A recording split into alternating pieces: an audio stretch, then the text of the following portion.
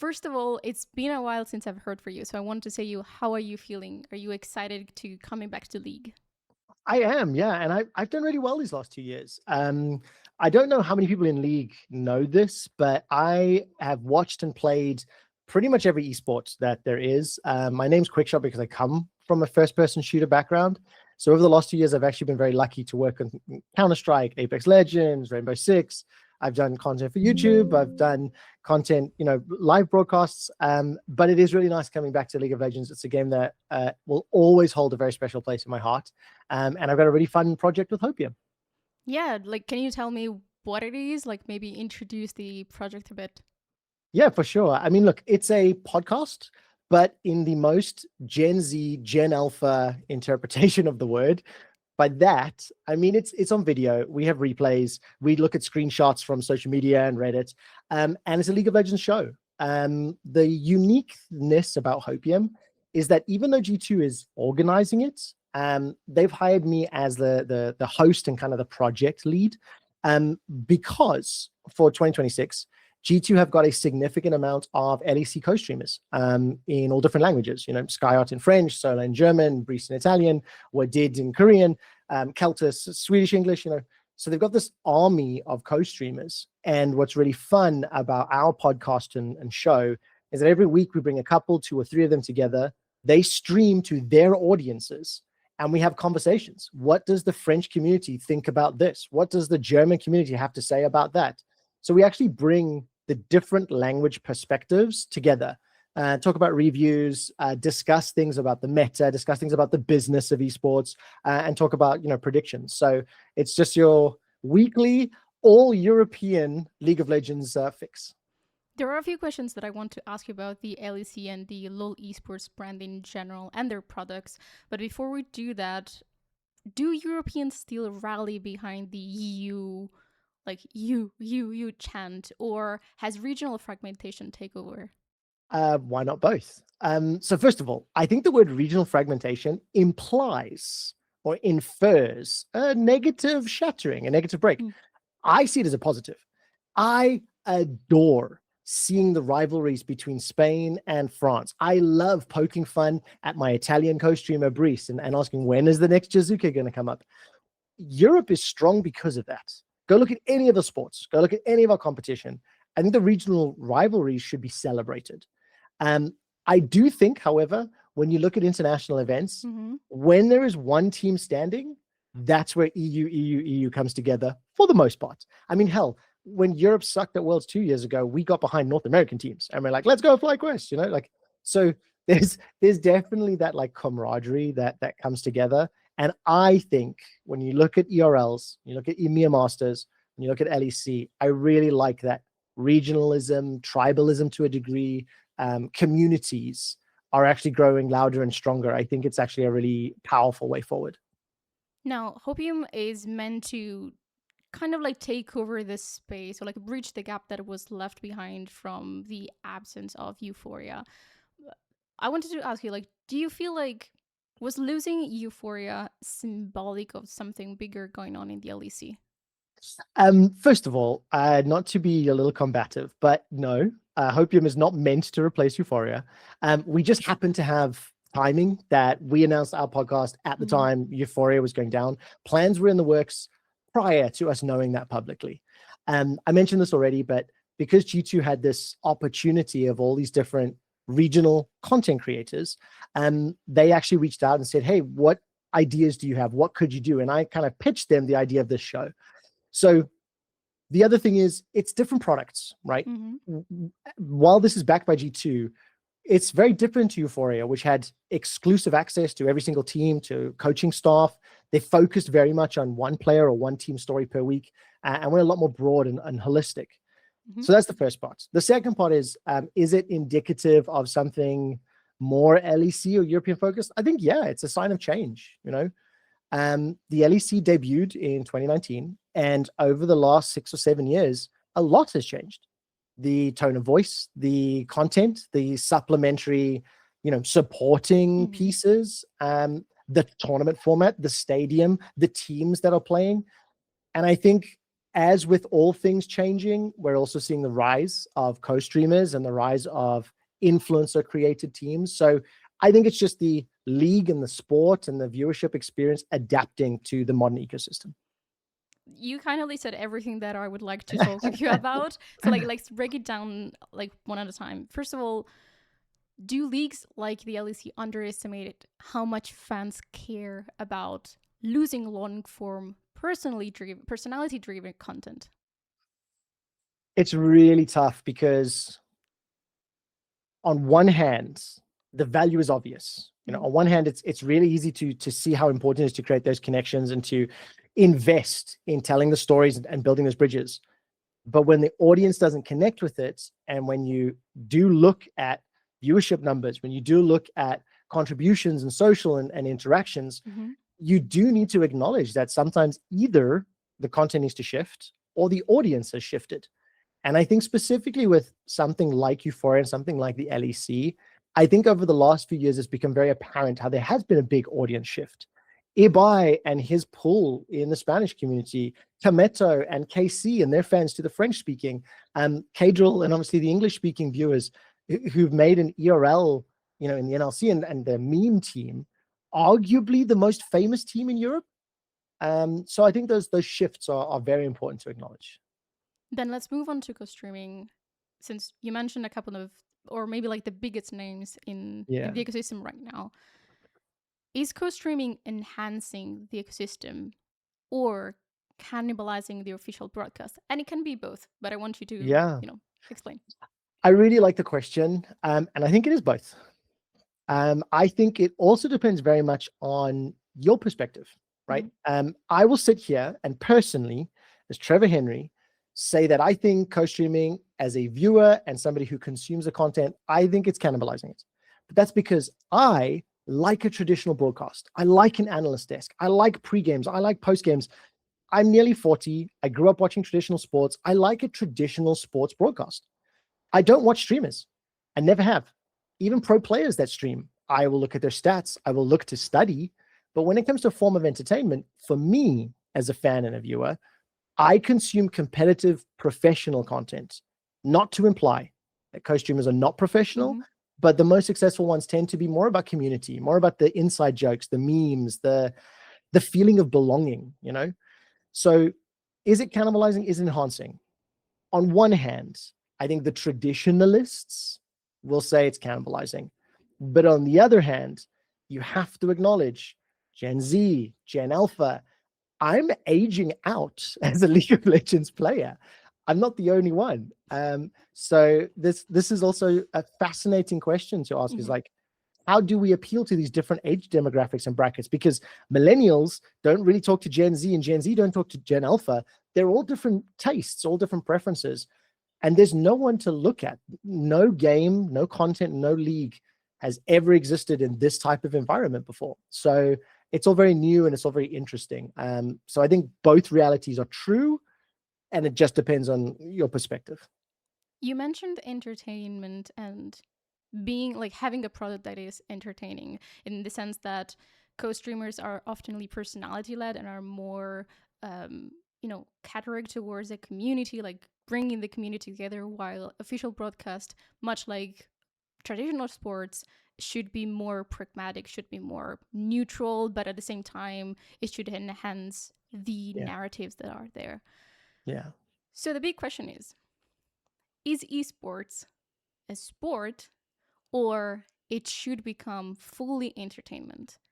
And it comes from the very, like, the phrase that I had in mind for every day of my working career since 2021 of League of Legends esports wants to become the future of sports.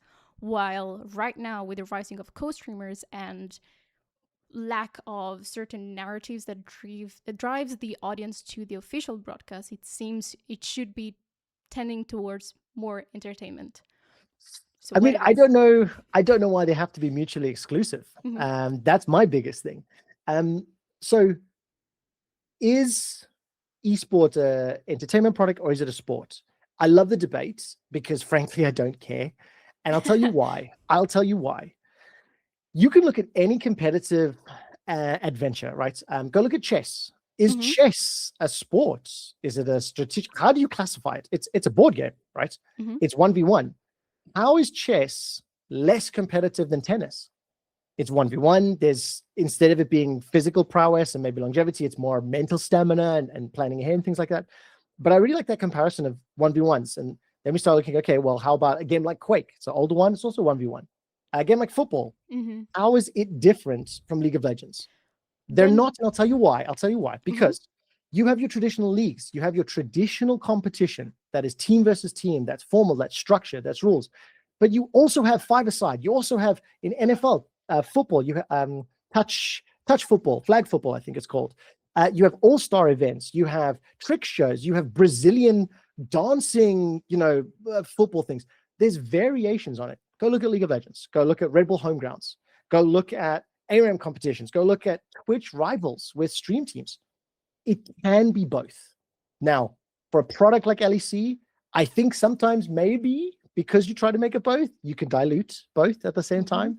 But I think primarily a product like LEC is a sports product, and many other League of Legends products are more entertainment products. Then maybe what would be the difference? Like, not maybe what would be the difference? Should LoL esports tend to lean more towards a, let's say, tennis ecosystem and narrative, official broadcast driven, if that makes sense? Yeah. Or should it look towards a product more similar to WWE? That is a great question. And it's probably one that will be answered in the coming years. Look, I've been out of the Riot ecosystem for about 2 years. I'm, fully freelance, and this is just a prediction of sorts. Mm-hmm. I've loved this question because I've also heard, why don't we make esports in other titles like WWE, like UFC, right? Mm-hmm. UFC is you have headline fights, you have undercards, and it's a big event, but it happens in a limited number of times. I don't think the WWE or the UFC comparison will work because I don't think you have an audience that consumes that.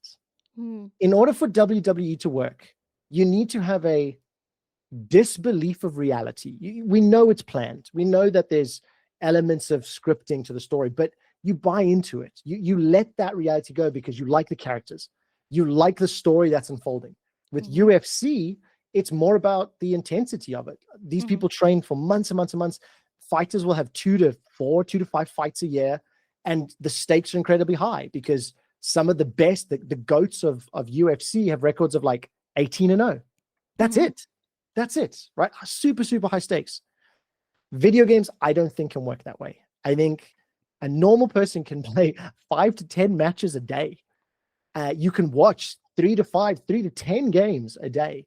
And I think because of that, that comparison doesn't work. I would far rather look at it like more of an NFL in the way that NFL works. They have 10 to 12 games a day. They're scheduled at the same time. You just watch the ones you want. And the hope in my head is that there's enough viewers either for the language rivalries, for the individual broadcasts to, pick and choose the ones that they want, and they come together for a big email masters or playoffs at the end of it. That would be my personal preference. I would say the main difference then comes down to the format. And that's something that I wanted to talk to you about in light of the recent growing criticism about the LEC versus format when it comes to best of one, when it comes to short, very precise match in which a team can make it or break it, basically. Yeah. So how important it is for LoL esports and more in general for various esports ecosystem to have one consistent format throughout multiple years? Unfortunately, that will never have a good answer, in my opinion. And the reason I don't think so is when you look at formats that are good, that work, that are consistent and can, generate, returns on investment, like football. Nobody owns football, but there's Premier League, there's Bundesliga, there's Euros, there's, World Cup. There's individual tournaments that have to play nicely with other people and work together. In an ecosystem like League of Legends, Riot Games owns the game. Riot Games is partnered with the teams. Riot Games owns the league. Riot Games broadcast the league. So there are all of those different impacts, there's all those different verticals that will impact the decision making. I mean, look at best of ones, okay? Best of ones, I believe, are a stopgap to keep production costs down while trying to keep as broad a viewer base interested as possible and hopefully keep viewership up. It's a bit of a cynical answer. Do best of threes work? Have best of twos work? There's all these different attempts. And I think it's really, really hard when all of the decision making is kind of under one umbrella, and then it comes down to each year or each format or which specific vertical has a higher priority than the other for that year. Then do you think right now, when we look at the LEC, and after maybe also like hearing outside of the Hopium podcast what the other, co-streamers had to say, do you think the LEC knows exactly what it wants to be? I think we're in a period of change. And I think this is true also for the wider ecosystem. When you look at other titles like Counter-Strike, when you look at games like Apex Legends, these are also titles that have huge either co-streaming or watch parties. Unapixel in Counter-Strike is massive. He's basically the K-Drill. Apex Legends has different teams that follow different things, and their watch party vibes are way more like Twitch Rivals energy, even though it's the ALGS. So I think as we're seeing this shift to creator or influencer or personality-driven teams, Ludwig and Moist Critical in the US, Ibai, Kometo, I've talked about them already, K-Drill, these really big streamers who are passionate about competition are now becoming a disruptor in the old model. And that's why I think we're in a period of change. Do I think I know what do I believe that LEC knows what it is? No, but I also think it's dealing with a lot of various factors at the same time. And that's why I think you are seeing things like the LEC versus change, including EMEA Masters teams, and why you're seeing things like First Stand being added. There's obviously the new tournament at EWC being added. So we're in this period of change right now. And I think there'll probably be more changes to come. I do have kind of like a philosophical question, but kind of want a short answer because I have a lot of else that I want to talk about. Got it. Is the product changing because the audiences are changing, or are the audiences changing because the product is not enough anymore? Both. It is both. I have very strong feelings on this one. And I will just say this very briefly. Product investments, supplementary content changes, as well as teams and players, right? So there's always going to be a waning and a growth of viewers, but it's true. And they'll always be cyclical. There's no way to ever break that chain in anything. Go look at NBA. It's a good example. They had to learn how to go online to try to bring younger viewers in, and it worked. Baseball didn't, and it isn't. So I think it's very true in any competitive format. Speaking of NBA Online, there is a rumor going around right now, and I would understand if you do not want to address it, but it seems that the LEC is considering going fully online, in the sense that matches are going to be mostly on the road rather than centered in the Berlin arena. So like, what do you think about it? So first of all, I have no idea. I haven't heard anything. I'm quite far removed from the rumor mills as I've only just done 4 episodes of Hopium. So I don't have any insight into that one. And I don't know. I'm not sure what would happen. I think there's a lot of questions that come with that. How does the partner teams feel about it? What does the business model look like? So I think if people are exploring the ideas, cool. But trust me, it's way bigger than just, well, they'll just do everything on the road. There's a lot more that would have to be decided for something like that to become a reality. You've been in esports broadcast for much more than a decade now. What's fundamentally changed according to you? Like, if you had to take a step back and analyze kind of like timeline of esports broadcast, what is something that 2026 has that could not have been 10 years ago?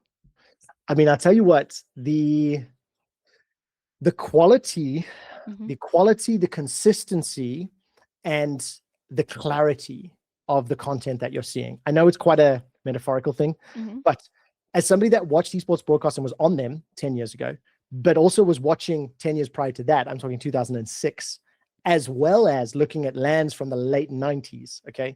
When you look at stages, when you look at graphics packages, when you look at camera cuts, and you look at steady cam operators, spider cams flying through stadiums. Go pick any game. Go look at Mobile Legends Bang Bang that sold out Bird's Nest in Beijing. Go look at Krakow for Counter-Strike that had incredible events. Almost every single game has just leveled up the quality. They've leveled up the experience that you get as a viewer. And in 2026, it is the best that it has ever been. Just period. The content itself will change. The tone itself will change. Go listen to a Counter-Strike broadcast now in comparison to 10 years ago. Go listen to League of Legends now to 10 years ago. Things change. Voices change. Tastes change. But it's never been better than where it is right now. Now, you've appeared in different broadcasts. So you've appeared on multiple, like as a host more recently, and you're Razer ambassador.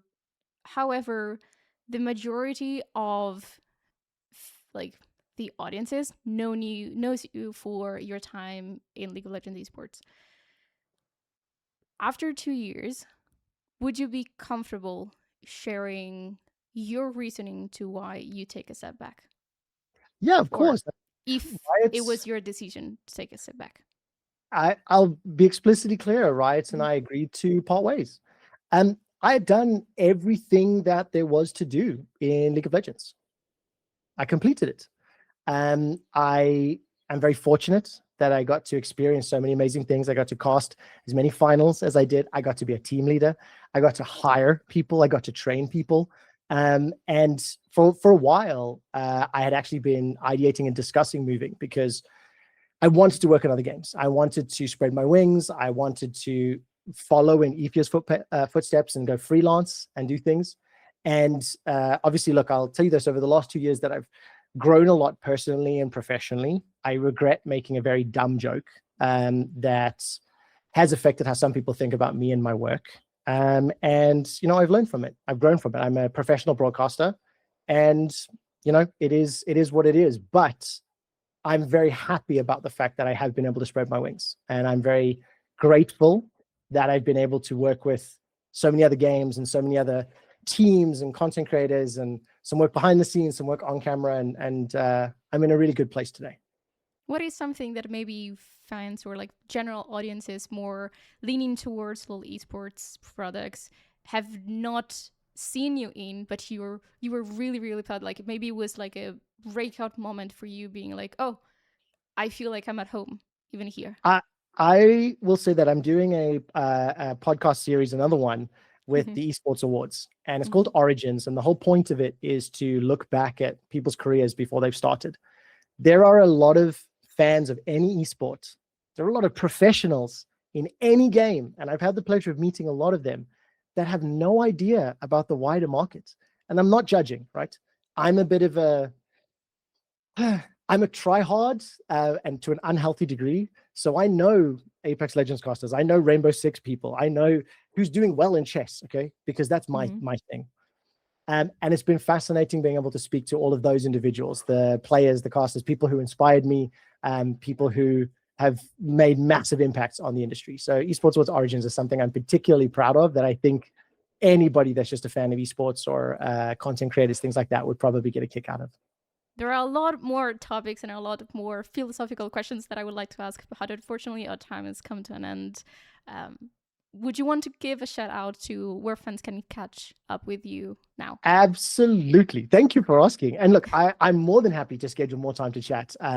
Big fan of the coverage, big fan of the information that gets shared.